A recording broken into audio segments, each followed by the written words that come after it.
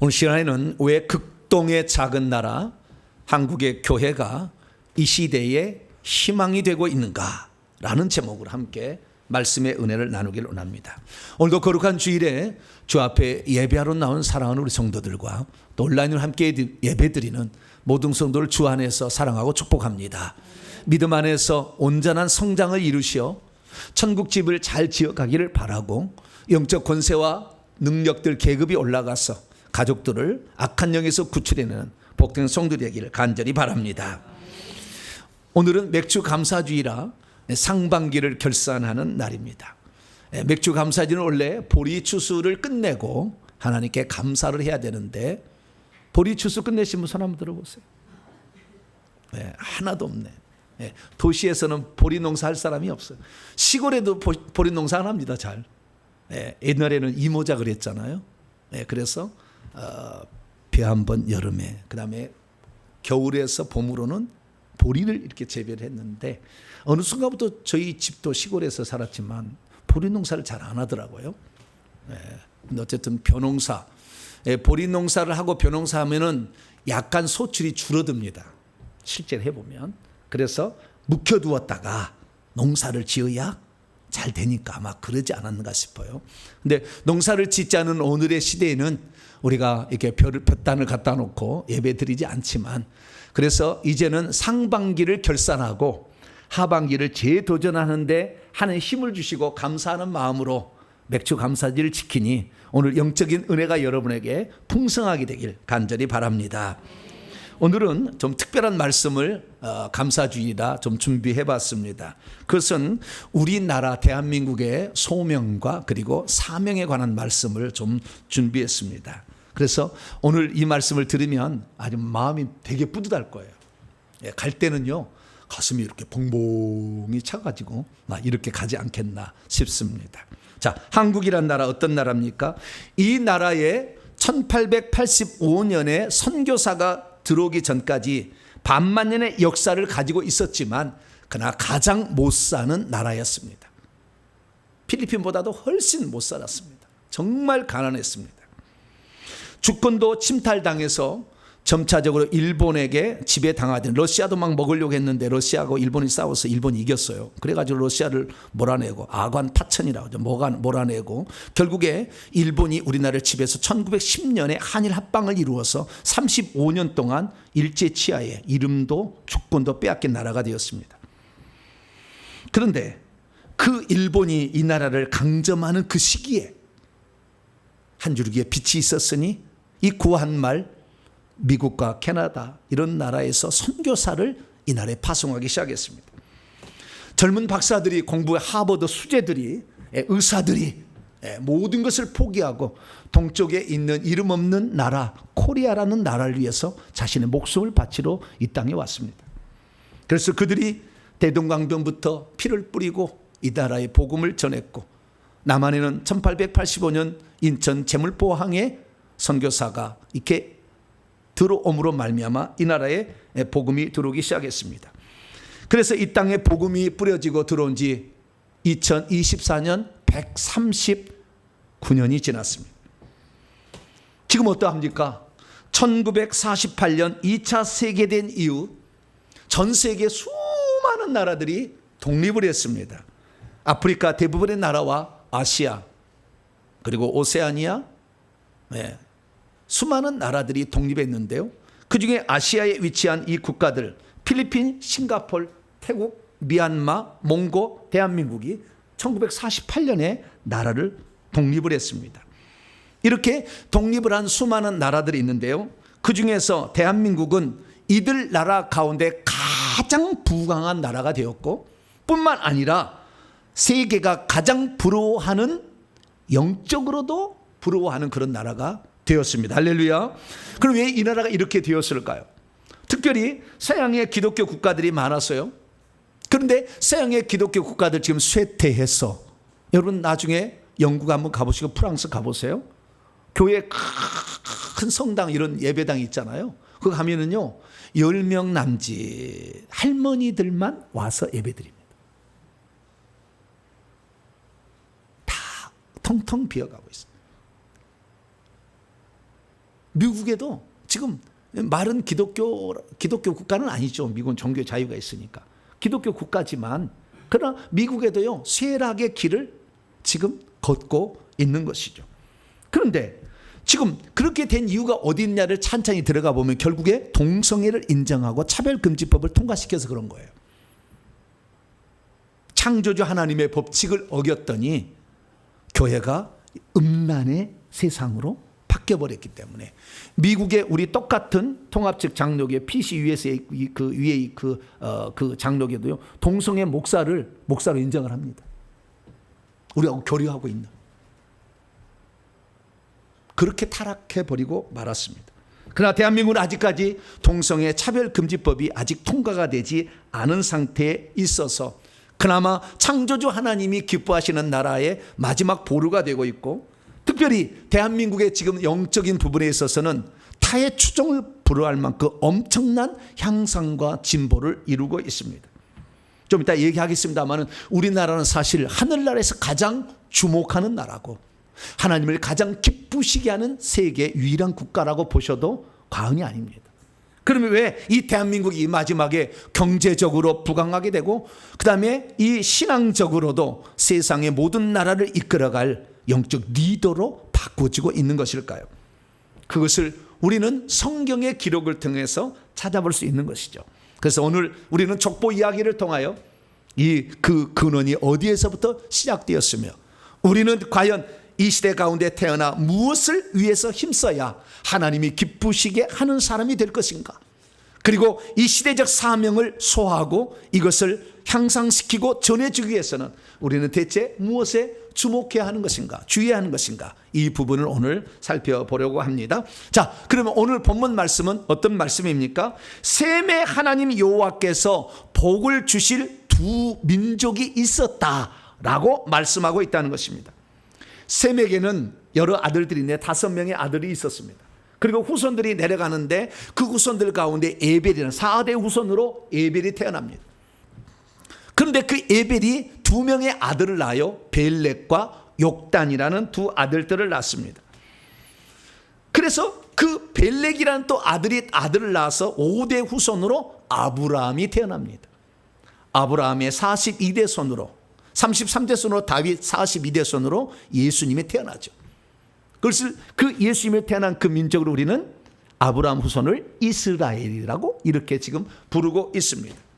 자, 그러면 이 창세기 기자는 지금 창세기 10장은 노아가 3명의 아들을 낳았다는 거예요. 셈과 함과 야벳을 낳았는데 그 아들들의 족보를 기록하고 있는 것이 바로 창세기 10장입니다. 그래서 이 노아는 3 아들을 낳았고 그 3 아들의 첫째는 셈, 둘째 아들은 함, 셋째 아들은 야벳인데 각기 이 아들들이 또 후손을 누구를 낳는지 그 아들들을 소개해 주고 있어요. 그런데 셈을 소개할 때는 앞에 소개하는 것과 달리 소개한다는 거예요. 자, 한번 살펴봅니다. 여러분 성경책을 보세요. 자, 창세기 10장 1절입니다. 창세기 10장 1절 읽습니다. 시작. 노아의 아들 셈과 함과 야벳의 족보는 이러하니라. 홍수 후에 그들이 아들들을 낳았으니 셈과 함과 야벳이 아들들을 낳았대요. 그런데 셋째 아들부터 먼저 거꾸로 족보는 꼭 기록합니다. 자, 2절입니다. 시작. 야벳의 아들은 고멜과 마곡과 마대와 야완과 두발과 메색과 디라스요. 유럽 사람들을 낳는 거예요. 그 다음에 둘째 아들 함입니다. 노아의 6절입니다. 6절 시작. 함의 아들은 구스와 미스라임과 붓과 가나 4명의 아들을 낳았다 이렇게 얘기하잖아요. 그러면 셈의 아들은 그 뒤로 넘어갑니다. 22절입니다. 22절 첫째 아들 장자 셈의 아들은 시작. 셈의 아들은 엘람과 아스루와 아르박삭과 룻과 아람이다. 이렇게 시작을 해야 돼요. 그런데 셈은 표제어가 하나 붙었어. 21절에 그 앞절에 하나가 붙었어. 뭐가? 셈을 소개하는데 앞절에 하나 붙었어요. 자, 21절 말씀입니다. 21절 같이 읽습니다. 시작. 셈은 에벨 온 자손의 조상이요 야벳의 형이라 그에게도 자녀가 출생하였어요. 네. 셈은 에벨 온이라는 것은 모든 올이 올 모든 자손의 아들의 조상이요 야벳의 형이라. 아니, 셈은 누구를 낳고 이렇게 해야 되잖아요. 야벳은 누구를 낳았다. 함은 누구를 낳았다. 그럼 셈은 누구를 낳았다 했는데 누구를 낳았다는 말 앞에 하나의 표제를 붙여놨어. 주목하라. 이것을 셈의 계보를 이렇게 쓰게 된 것은 이 사람을 주목하라 라고 얘기를 하는 거죠. 그래서 셈은 에벨 온 자손의 조상이다. 에벨의 두 아들이 있는데 거기에 조상이다. 그리고 야벳의 형이다 라고 소개하는 것입니다. 왜 창세기 기자는 셈을 소개할 때 아들들의 이름을 소개하는 것이 아니라 이렇게 그 특별한 표제를 붙여서 말씀을 하고 있는 것일까요? 우리는 셈의 아들들을 보게 되면 셈은 아르박삿을 낳고 아르박삿은 셀라를 낳고 셀라를 에벨을 낳습니다. 그러니까 4대 후손이에요. 그리고 에벨은 다시 벨렉, 루, 스룩, 나홀, 데라, 아브라함을 낳았으니 에벨의 5대 후손으로 아브라함이 태어나게 되는 것이죠. 그래서 셈은 보게 되는데요. 셈은 엘람, 아수르, 아르박사, 룻, 아람을 낳게 되는데요. 그런데 신기하게도요, 이 족보를 보게 되면요, 장자로 이어지지 않는 것을 보게 됩니다.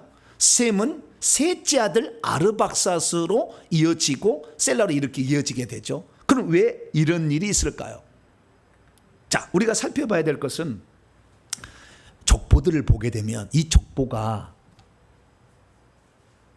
혈통적으로 장자로만 이어지지 않는다는 거예요. 우리가 잘 알고 있는, 너무 잘 알고 있는 아브라함이 이스마엘이 장자인데 그 장자 안 지었잖아요. 이삭이 이제 장자가 됐죠. 그래서 이삭이 또 자식을 낳았는데 에서와 야곱인데 에서가 안 됐잖아요. 야곱이 또 장자를 낳으면 루벤인데 루벤이 아니고 유다와 이렇게 이어지잖아요. 그래서 이 이스라엘의 족보는 혈통의 족보가 아니라 혈통이지만 신앙의 족보라는 걸 알 수가 있어요.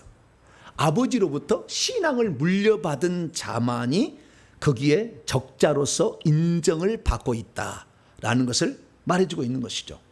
그래서 우리는 이 족보들의 이야기를 통해서 신앙이 물려졌다라는 것을 알아야 되는데, 그 신앙을 물려졌을 때 뭐라고 얘기를 하느냐, 이렇게 얘기를 한다는 거예요. 셈은 에벨 온 자손의 조상이다. 셈의 신앙은 누구에게 이어졌다? 에벨로 갔다라는 거잖아요. 에벨로.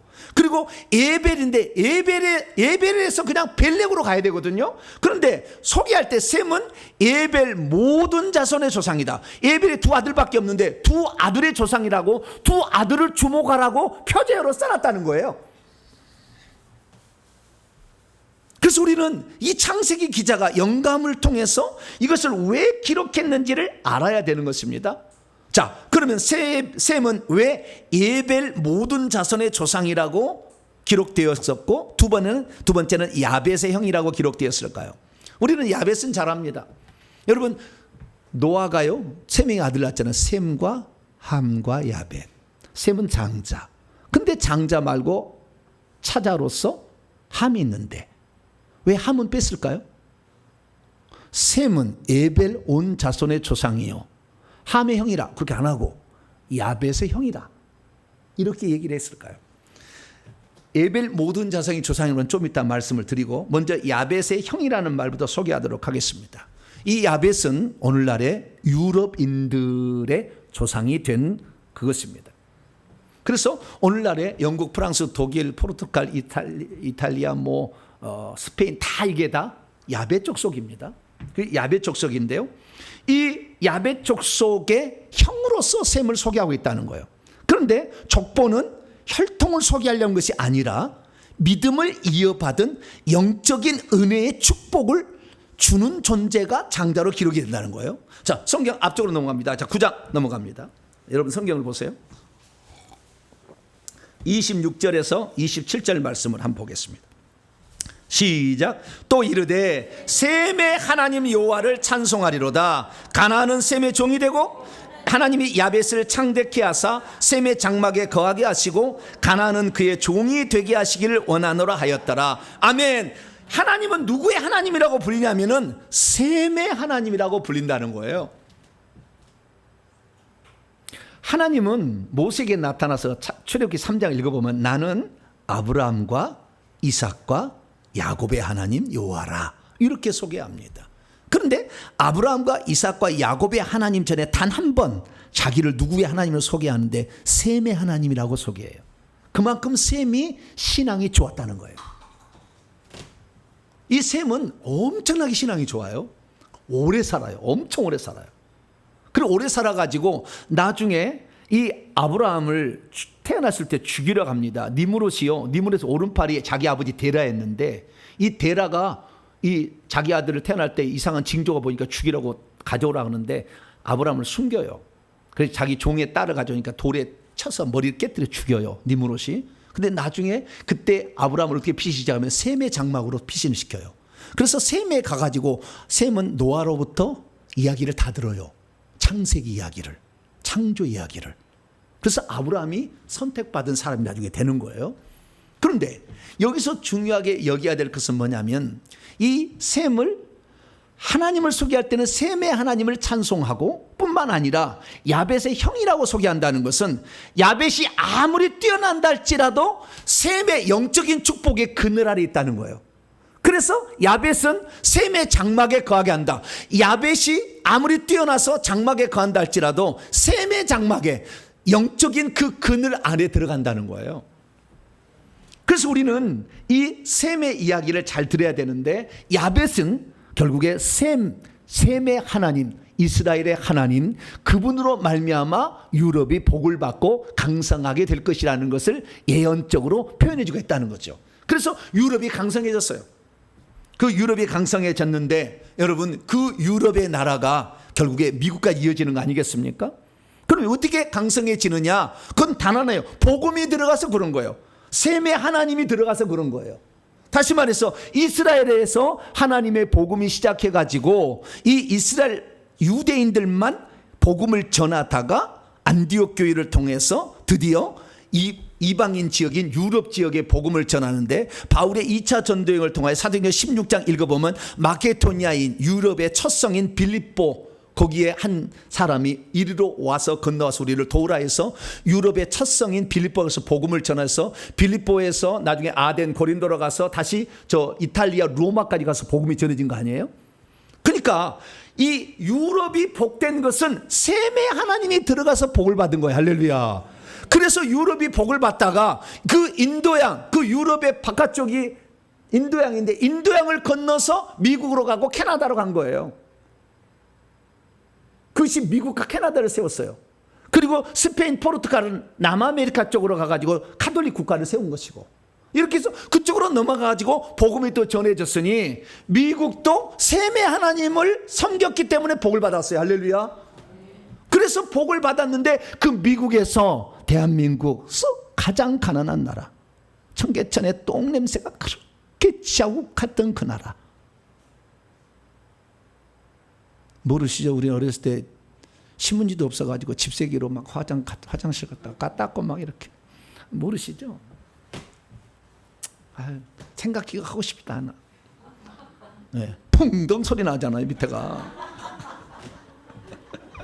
그놈은 팔이 그냥 막 어떻게 그렇게 그런 세상을 살았는지. 그런 세상이 있었어요. 지금은 모를 거야. 그렇게 가난한 나라에 미국에서 선교사들을 파송했다는 거 아니에요? 그들이 내 한 목숨 코리아라는 나라를 위해서 바치겠다고 왔어요. 젊은 나이에 풍토병으로 죽어간 사람도 있었어요. 그러나 그들이 이 나라에 왔는데 참 이 나라가 복된 나라가 된 것은 세계 모든 복음 전파 가운데 유일하게 그 나라 들어와 가지고 정복하러 들어온 게 아니라 이 나라의 신분 차별 그것을 학문으로 바꿔준 거예요. 이 나라에 들어보니까 머리가 좋은 상놈들이 많은 거예요. 미국 가면은 신분이 처음부터 정해진 게 아니라는 거예요. 너 미국 가 내가 유학시켜 줄 테니까 가라. 그래서 선교사들이 미국에 유학을 시켜서 연세대 총장, 이화여대 총장 다 나온 거예요. 베이제대학교 이렇게 다 나온 거예요. 그래서 그들이 갔다 와서 드디어 했는데 이 나라를 바꾸기 위해서는 너무 무지하다는 건 무지하다. 그래서 성경을 한글로 번역해서 이 한글을 번역해서 이걸 다 퍼뜨린 거예요. 그리고 학교를 세운 겁니다. 전부 학교를 세웠어요. 그리고 병든 자를 고치기 위해서 병원을 세워줬어요.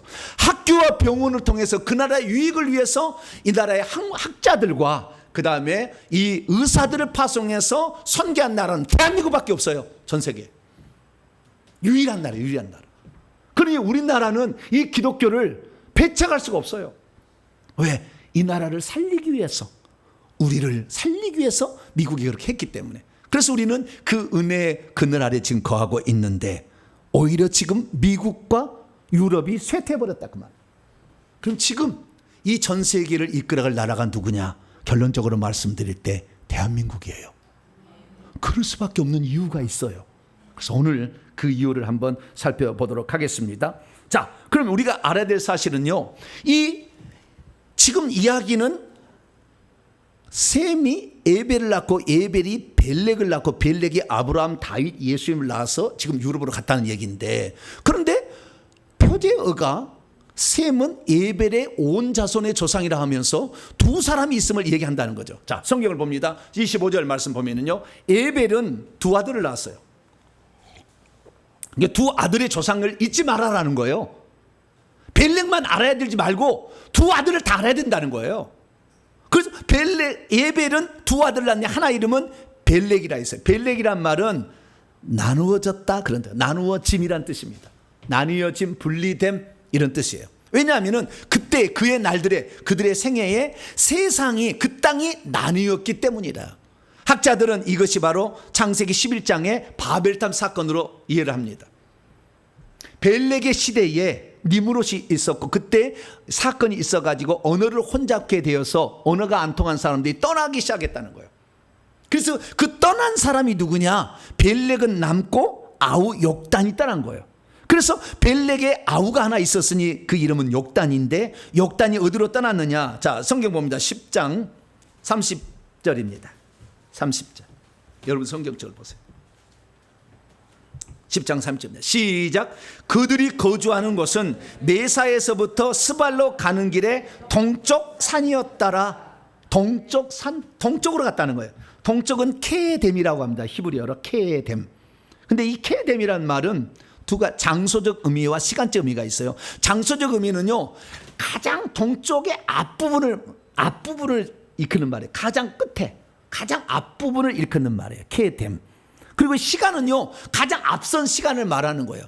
미가서 5장 2절에 베들레헴 에브라다야 너의 시작은 창고의 태초에다 가는데, 그 상고라는 말이 케뎀이라고 돼 있어요. 이게 시간은 맨 앞선 곳. 동쪽으로도 가장 해 뜨는 동쪽, 그 끝, 그것을 지칭하는 말이 케뎀이라는 거예요. 그래서 동쪽에 해 뜨는 곳에 산이 있는 곳을 향하여 계속 갔다는 거예요. 산이 있는 곳을 향하여. 그래서 산이 있는 곳에서 계속 가다가 우리나라에까지 왔어요. 그래서 이 평안도의 아사달이라는 것에 도읍을 세워서 세운 나라가 욕단족의 후예인 고조선입니다. 그러니까 바벨탑 사건이 역사적으로 보게 되면 BC 2357년에 일어났어요. 그런데 이 당군 왕금이라는 사람이 욕단족의 후손, 욕단이라고 지었는데 그 족속이 와가지고 BC 2333년, 그러니까 24년 뒤에 우리나라 고조선을 세우는 거예요. 그래서 그들이 고조선을 나라를 세워서 이 하나님의 법도를 갖다가, 그래서 8조 법금은 다 십계명하고 똑같아요. 8조 법금 공부하시면. 그래서 그 생각을 가지고 이 땅에 와가지고 세웠는데, 이들하고 이스라엘의 특징은 뭐냐면, 이스라엘 나라는 나중에 하나님께서 언어를 가르쳐줘요. 누구한테? 모세한테. 왜? 십계명을 두 돌판에 써서 주잖아요. 근데 그때 뭐요? 글자로 써서 주잖아요. 그 글자를 뭐라고 해요? 히브리어라고 하죠. 천국의 언어는 히브리어입니다. 하나님이 그 언어를 가르쳐 준 거예요. 그래서 이스라엘 사람들은 그 기록을 히브리어로 남겨가지고 신앙을 유지했기 때문에 타락하지 않았어요. 그런데 동쪽으로 이동한 욕단족은 그 언어를 가르쳐 주지 않았어요. 그래서 머리로만 암송해가지고 신앙을 갖고 신앙을 하고 살았는데, 그래서 안 되겠다 해가지고 그림으로 그 창세기의 이야기를 기록하기 시작했어요. 그 그림 언어가 한자입니다. 창세기 강의 제가 한번 읽어보세요. 1장부터 11장의 모든 창세기 이야기가 그림으로 다 표현됐어요. 한자로. 뜻글자예요. 뜻글자.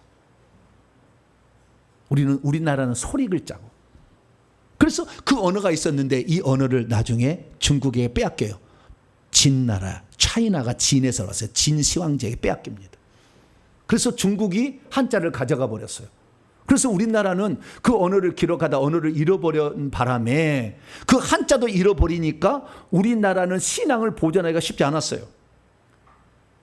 그래서 나중에 한글이 개발되었지만, 그래서 우리나라는 신앙을 잃어버렸는데 이스라엘은 신앙을 갖고 있었던 거죠. 그러나 하나님께서 동쪽으로 이동한 나라, 동쪽으로 이동한 욕단족이 셈의 아들, 셈의 기억할 만한 온 자손의 조상이라 얘기하므로 그 족속을 통해서도 신앙이 이어질 것을 암시해 놨다는 거죠.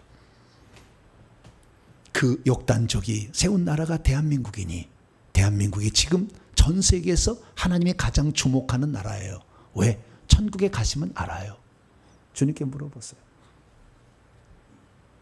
전 세계에서 가장 영의 나이가 높은 사람들, 영적 계급이 높은 사람들, 천국집이 높은 사람들이 대한민국에 있어요. 미국 택도 없어요. 유럽은 끝났고 택도 없어요. 과거에 종교개혁자들 택도 없어요. 보좌자리 하나도 못 들어갔어요. 종교개혁자들. 미국에 복음 전파했던 사람들 보좌자리 거의 못 들어갔어요. 그래서 우리는 지금 대한민국을 하나님이 쓰신다는 것을 알아야 될 줄로 믿습니다. 그래서요, 믿음이 없으면 창세기의 말씀에 주목하지 않습니다. 믿음이 없으면 셈은 에벨의 온 자손의 조상이라는 말에 귀 기울이지 않습니다. 믿음이 없으면 셈은 함의 형이 아니라 야벳의 형이라고 기록한 창세기 저자의 의도를 파악하지 못합니다. 믿음이 없으면 셈의 후손 즉 야벳에게 영적인 은혜를 베풀어줄 후손이 벨렉 족속에만 있는 것이 아니라 욕단 족속에도 있을 것을 셈의 족보의 표제어로 기록했다는 것을 주목하지 않습니다. 믿음이 없으면 벨렉 족속은 아브라함과 다윗의 자손으로 이어졌던 이스라엘 민족이라는 것은 알겠지만 욕단 족속은 동쪽으로 이동하여 나라를 세웠던 해 뜨는 동방의 나라라는 것을 미처 인지하지 못하게 됩니다. 믿음이 없으면 왜 지금 대한민국이 전 세계에서 가장 영성이 탁월하고 하나님께서 쓰시는 사람이 많으며 하늘나라의 보좌 자리를 차지하는 사람이 그리 많은지를 알 수가 없습니다. 저와 여러분은 지금 대한민국에 주어진 이 시대적 사명과 소명을 제대로 깨달아서 이 마지막 오후 5시에 지금 우리가 주님을 위해서 살고 있는데 열심히 생활하셔가지고 한 대나는 주시는 놀라운 은혜를 여러분의 것으로 취하게 되기를 축원합니다. 자, 그러면 왜 한국교회는 제가 소망이 있다고 말씀드리는 것일까요? 서양의 기독교 국가는 이미 타락해서 끝났습니다. 교회 다 거의 문 닫았습니다. 미국도 끝나가고 있는데 오바마 대통령이 아마 동성애자로 추정이 되는데 오바마 대통령이 동성애 날을 제정을 했어요. 그래서 그 퀴어 축제를 만든 거예요. 이스라엘 나라 타락했어요. 텔아비브에서 저쪽에서 유럽 쪽과 이 중동 쪽에서 가장 동성애를 가장 많이 한 나라가 이스라엘 나라예요. 지금 텔아비브에서 해요. 그걸 다 타락했어요.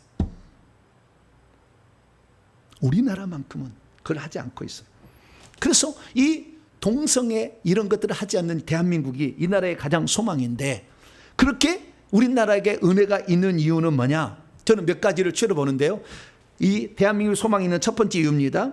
사람이 구원을 받되 어떻게 구원을 받는지 참된 구원론을 선포하는 신학교 교수, 목회자, 선교사가 대한민국 사람이라는 거예요. 서울에 가면 숭실대학교가 있는데요. 기독교학과가 있어요. 그때 그 권영경 교수란 서울대학 출신의 여러 군데를 공부를 많이 하신 분인데요. 거기에 계셔요. 근데 이분이 뭐라고 했느냐? 한 번 구원 영원한 구원 아닙니다. 나는 고우신측 목회자입니다. 나는 고우신측 목사인데 한 번 구원 영원한 구원 아닙니다. 믿음으로 구원 얻는 거 아닙니다. 책으로 써서 아예 냈어요. 교단에서 나를 싫어합니다. 그러나 나는 신학교 교수로서 바른 말을 해야 되기 때문에 나는 이걸 전합니다. 그렇게 말을 했어요. 요 천안에 가면 백석대학교라고 있어요. 우리가 이 장로교의 네 번째 교단인 백석측이라는 게 있는데 그 백석대학교 신학학 교수가 최갑종 교수인데 총장입니다. 이 양반도 얘기합니다. 한 번 구원 영원한 구원 아닙니다. 행위 필요 없다 하는 거 잘못된 것입니다. 정확히 알아야 됩니다. 그렇게 얘기를 하고 있어요. 총신대 교수를 하다가 미국으로 가서 플러 신학교 교수라는 김세윤 교수라고 있습니다. 이분은 뭐라고 얘기합니까? 대한민국 장로교 구원파하고 다를 것이 하나도 없습니다. 한 번 믿었으면 영원히 구원받는다고, 과거 현재 미래 다 용서받다 하는 거 구원파의 믿음하고 무슨 차이가 있습니까? 대한민국 장로교 값싼 구원론을 선포해서 지옥 갈 사람을 만들고 있다고 강력하게 호소를 했습니다.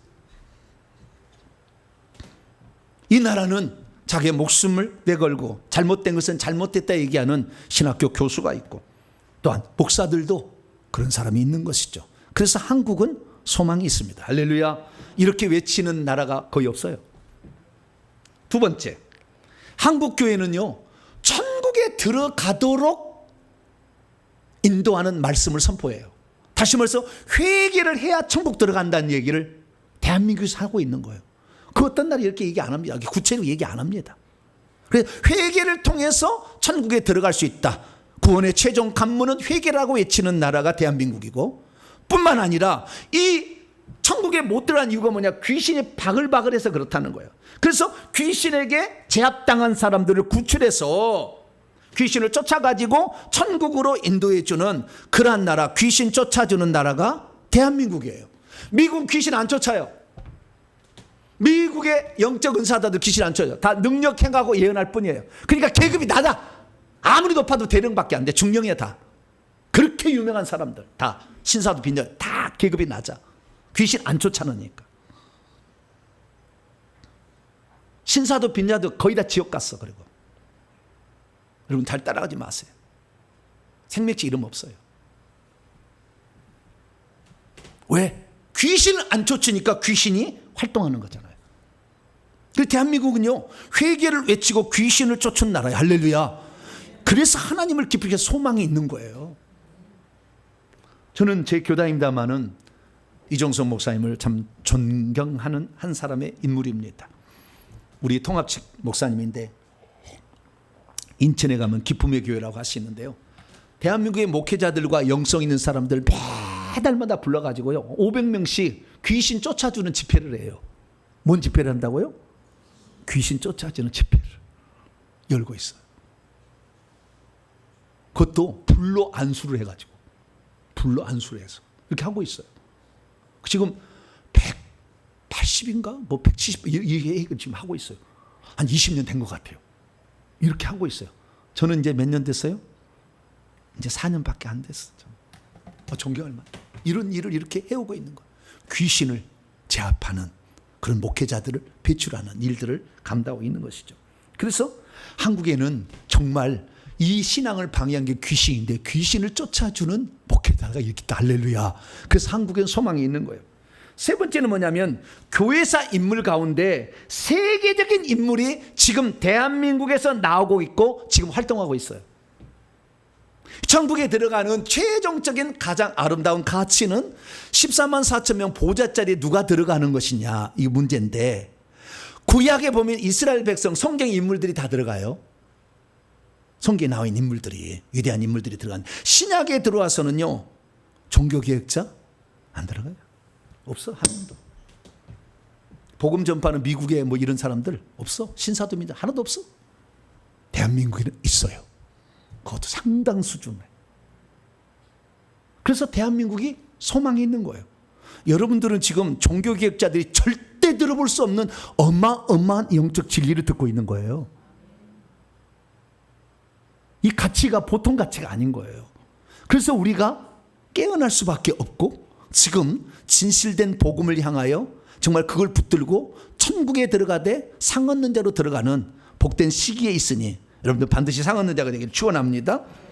그래서 우리가 한국에는 소망이 있다는 겁니다. 그러면 왜 하나님께서는 한국을 이렇게 마지막에 쓰냐 이거죠. 한국의 목회자들과 교수들을 쓰냐 이거죠. 왜 이렇게 쓸까요? 그것은 세 가지로 요약해 볼 수 있어요. 그것은 뭐냐면 대한민국의 기독교 태동이 그것을 알려줬어요. 왜냐하면 대한민국은 1885년에 기독교가 이 나라에 들어왔는데, 이 나라에 들어왔을 때 하나님을 어떻게 소개할 것인가 해서 이것은 전무후무한 전 세계 기독교 역사를 이룬 거예요. 자, 우리가 하나님이라는 말을 부를 때요, 하나님은 왼쪽에 하나에다 님자를 붙인 것일까요? 오른쪽에 글자에다가 하나님을 붙인 것일까요? 왼쪽에는 하에다가 점 하나가 있는데 아래 하자예요. 이것은 세종대왕이 만들 때 점인 글자를 있었어요. 예.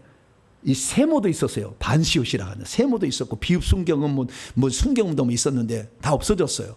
근데 지금 있는 것 가운데 이게 지금 없어졌는데요. 이게 최연배가 맞춤법 통일을 할 때 그때 없어졌어요. 근데 어쨌든 이 하나가 있는데요. 왼쪽에 히읗에다가 아래 하자가 들어가는 하나.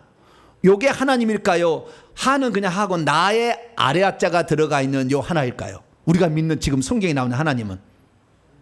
자, 설명부터 하겠습니다. 왼쪽에 하나, 히읗에다가 아래 하자가 부른 하나는요. 요 하나는 원이라는 뜻입니다. 한 개. 원이라는 뜻. 오른쪽에 하나라는 단어는 없습니다. 제가 어디 출신이라고요? 국어국문학과. 다 추적해 봤어요. 오른쪽 글자는 존재하지 않습니다. 오른쪽 글자를 뭐 어떤 사람은 한날이라고 하는데 그 리을이 있어야 돼. 리을이 한날이 아니고 하나라는 저런 글자는 존재하지 않아요. 그 오른쪽에 하나에다가 아래 하자에다가 리을을 붙이면 하날이거든요. 이것이 오늘 하늘이 됐어요. 네. 그러나 하나님을 만들 때는 어떻게 만들었느냐? 잘 보세요.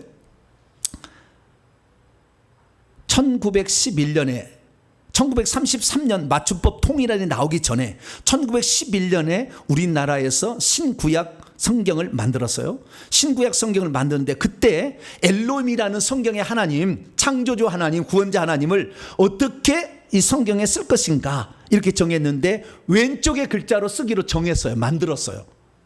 하나에다가 님자를 붙인 거예요.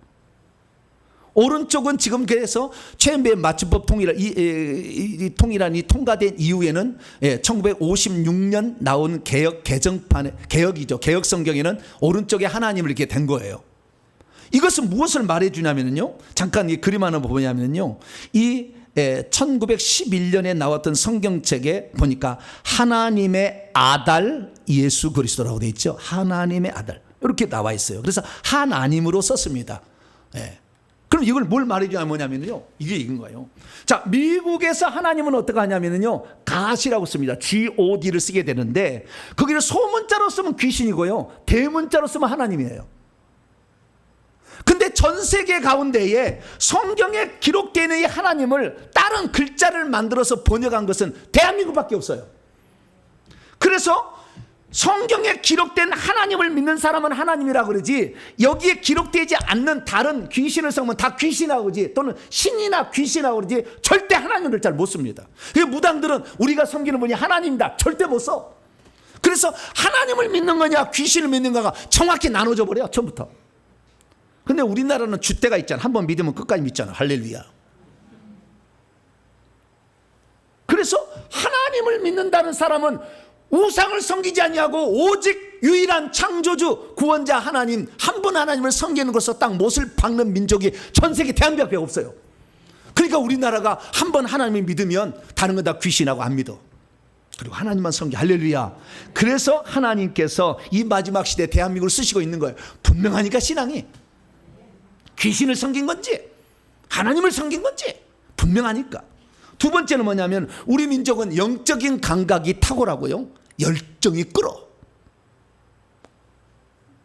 열심은 누구 열심이요? 정열심. 할렐루야. 정보배가 아니고. 열정이 끓어. 영적 감각이 탁월해. 왜 영적 감각이 탁월했냐면요. 욕단족이 바벨탑 사건으로 이동해가지고 그림으로 그려놓은 것을 중국에 나중에 빼앗겨요. 그래서 더 내려와 가지고 동이족이 이제 대한민국으로 세운 건데 대한민국은 언어를 빼앗기니까 암송만 해야 되잖아요. 그림 글자를 갖고 익숙해는 있었으나 그것이 잘 표현이 안 되고요. 그러다 점차 시간이 지나 보니까 하나님이 글자로 기록이 안 되다 보니까 잃어버리게 돼요. 그래서 우리나라는 하나님을 믿는 신앙은 있는데 그걸 잘 몰라서 고조선의 8조 법금은 10계명인데 이걸 다 잃어버려가지고 나중에 어떻게 해요? 하나님을 믿는데 하나님이 제대로 못 믿으니까 귀신이 들어왔어요. 그래서 귀신이 들어온 사람들을 무당이라고 그래. 그래서 반만 년의 역사를 무당이 지배했어요. 이 나라를. 그러니까 영적 감각은 탁월해. 그래서요, 이 신을 접촉하는 데는 아주 잘 접촉하는 거예요. 그래서 이 대한민국 전 세계 가운데 지금도 무당이 있지만 작두를 20개 30개를 놓고 막 날아다니는 사람이 있어. 영상을 봐봐요. 작두 한 개 타면 딱 갈라질 텐데 그 위를 걸어가. 왜요? 영성이 탁월하다니까. 잘못된 열정이지만 그것을 이 선교사들이 와서 성경에 기록된 하나님은 그 귀신이 아니고 하나님이라고 딱 알려주니까 딱 바꿔버려서 할렐루야.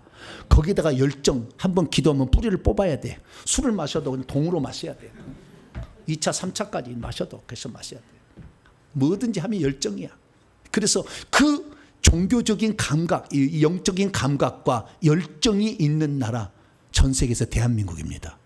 대한민국이 들어가면 다 모든 나라에 대한민국 와서 못 사는 사람이 없어. 왜? 새벽정이 울렸네. 새 아침이 밝았네. 열심히 살아. 그리고 요즘에는 대한민국이 뜨잖아요. 그러니까 뭐 몽골이든 카자흐스탄이든 전부 한국어 배우는데 아주 붐이 일어났어. 미어터져. 왜 그렇습니까? 대한민국이 부지런하고 열정이 있는 나라. 할렐루야. 그것이 하나님으로 바뀌어가지고 하나님을 섬기니 늦게 믿었지만 가장 잘 믿는 나라가 되었어요. 할렐루야. 세 번째 가장 중요한데요, 이 모든 것이 이미 약속에 있었다는 거예요. 그것은 무엇입니까? 오늘 본 말씀, 자 다시 한번 읽습니다. 창세기 10장 21절 다시 한번 읽습니다. 시작. 셈은 에벨 온 자손의 조상이요 야벳의 형이라. 그에게도 자녀가 출생하였으니 에벨 온 자손. 30절 보니까 25절을 보니까 에벨은 누구를 낳았다고요? 벨렉과 욕단을 낳았다. 그래서 지금 하나님께서 첫 번째로 선택한 것은 아브라함을, 벨렉의 후손으로서 아브라함과 다윗과 예수님을 썼지만 지금은 어디를 쓴다? 대한민국을 쓰는 거예요. 왜냐하면 욕단족을 감춰놨어. 그러다가 선교사를 보내서 깨워버렸어 그것을. 그러니까 확 일어나는 거야. 원래 우리는 하나님을, 상제 하나님을 섬겼거든. 그러다 잊어버렸거든. 그러니까 확 하나님을 섬기는 거예요. 그래서요, 1948년에 독립한 국가가 저쪽에서는 이스라엘이고 이쪽은 대한민국이었어요. 그러나 이스라엘을 하나님께서 다시 안 써. 대한민국을 쓰는 거야. 할렐루야. 왜? 한 분 하나님을 믿기로 결단해버렸잖아요, 여기가. 그래서 1948년 이후에는 이 복음의 전파의 촛대가 이금 대한민국으로 옮겨졌습니다. 그래서 이 대한민국에 그 복음이 들어와서 이 복음을 강력하게 믿으니 지금 제가 전하는 이 말씀을 수많은 사람들이 신앙의 선배가 듣고자 해도 못 들었던 말씀들이에요. 지금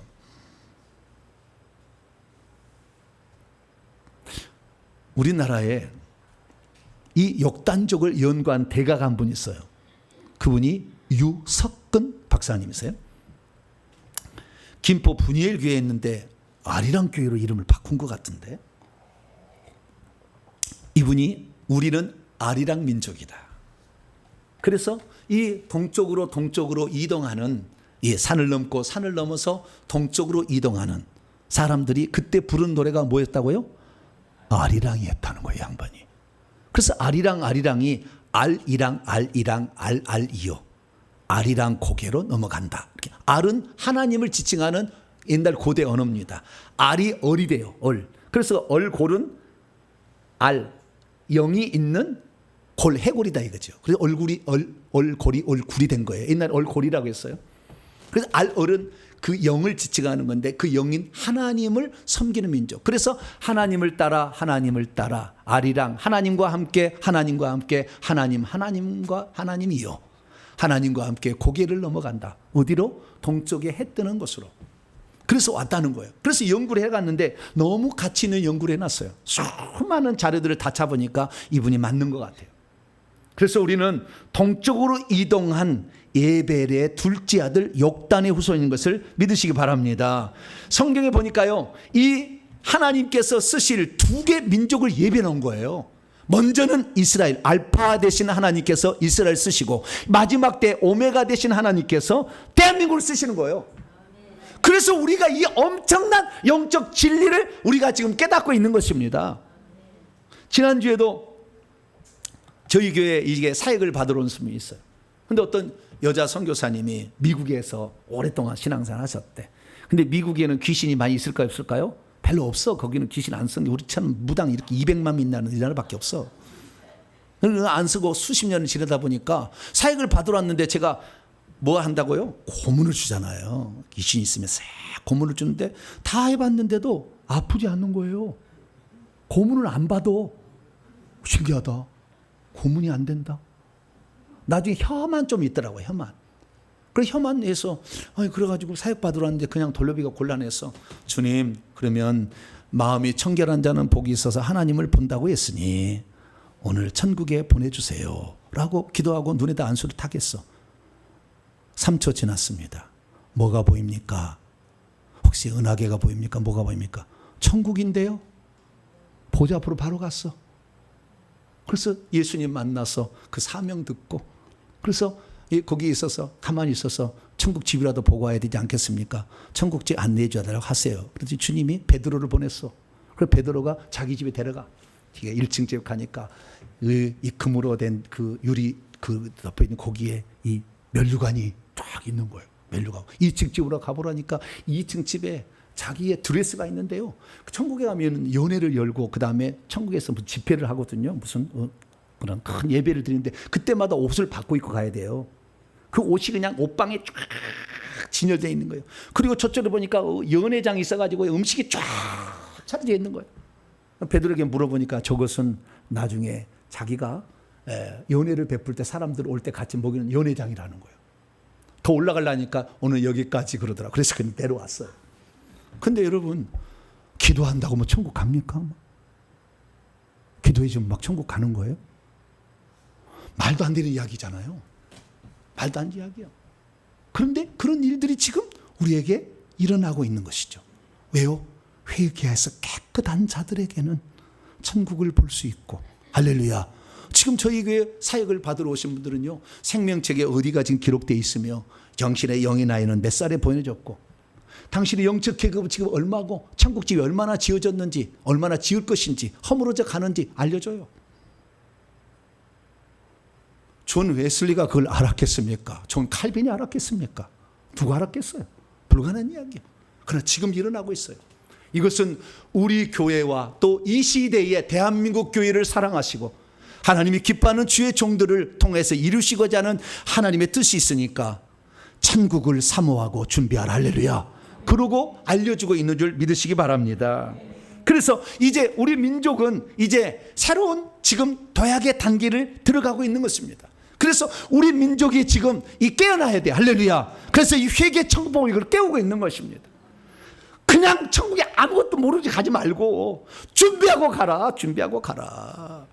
그리고 너의 식구들 귀신에게 있는 거 잡혀 안 나오는 거니까 네가 회개해서 귀신을 쫓아낸다. 할렐루야. 그걸 가르쳐준 거 있지 않습니까? 그래서 저와 여러분들은 그런 깨우는 사역에 동참할 수 있게 되기를 축원합니다. 무엇보다도 대한민국은 지금요 뭔가 조그만 성령의 역사가 나타나면은 무슨 초자연적 귀신이 직통 귀신이 2단이 3단이 하잖아요. 저도 이렇게 2단 3단 될 수도 있어. 보면은. 그래서 저를 가르치는 믿음의 선배들이요 나한테 신신당부해 내가 가르쳤다고 얘기하지 마라. 나 2단 3단 정죄받기 싫으니까. 제가 하늘에서 뚝 떨어진 게 아니거든. 내가 얘기했다고 말하지 마라. 그래서 얘기 안 해요 제가. 네, 얘기 안 해. 그래서 나는 간이 배 밖에 좀 나왔어. 사명이 이런 이 사명이라. 그래서 성경적으로 내가 풀어주잖아. 할렐루야. 네, 그분들은 성경적으로 못 풀어준 것도 있어. 그러나 저는 다 성경적으로 풀어주잖아. 그러니까 지금까지 그래 살아있지만 여러분들이 나중에 저를 도와주시기 바랍니다.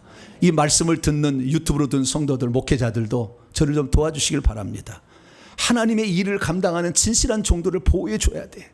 2단 3단으로 정죄해서 싹을 잘라버려가지고 그 일을 못하게 해서는 안 돼. 저도 죽을 때까지 저는 하나님 앞에 몸부림치겠지만 이 사명 완수하기 위해서 타락하지 않도록 몸부림을 치겠지만 저도 타락할 가능성이 있어요. 나중에 타락하면 버리세요. 버리시고 그러나 타락하지 않고 간다면 여러분들 기도해 주시길 바랍니다. 그래서 저는요 하루빨리 이 대한민국의 주의 종들이 훈련을 받기를 원해요. 그래서 선교센터를 세워가지고 사람들이 와서 그 목회자들 훈련해서 각 교회마다 이렇게 회개를 전해서 사람을 살리는 일, 천국 들어가는 일을 할렐루야 이렇게 하기를 바라요. 그래서 기도하고 있으니까 이런 변에 여러분들이 사역자를 잘 양성할 수 있도록 도와주고 정죄받지 않도록 좀 기도 좀 해주시고 이 천국 들어간 사람을 깨워지는 이 사역에 여러분이 자그마한 시간, 물질, 은사, 달란트를 드린다면 하나님이 얼마나 기뻐하겠어요. 바울을 통해 일하시는 하나님, 그와 동역하는 사람들을 엄청난 상을 주었는데 선지자를 대적하면 선지자를 상을 주신다는 하나님께서 여러분을 통해서도 일할 줄로 믿습니다. 오늘 이 시대에 주어진 대한민국 사명을 완성하셔서 마지막이지만 이 마지막 불꽃처럼 한번 타올라서 주의 복음으로 천국 들어가는 많은 삶을 만들어내는 복된 성도가 되길 간절히 바랍니다. 걸어가시는 하나님 감사합니다. 대한민국에 주신 이 위대한 사명, 이 마지막 시대의 과업을 완수할 수 있도록 주님 도와주시옵소서. 어떠한 일에도 타락하지 아니고 겸손해서 끝까지 예수 그리스도만을 높이며 그분만을 위하여 일하는 선교회가 되게 도와주시고 이런 선교회가 많아질 수 있도록 훈련센터도 준비될 수 있도록 은혜 베풀어 주옵소서. 우리 주 예수 그리스도의 이름으로 기도하옵나이다. 아멘.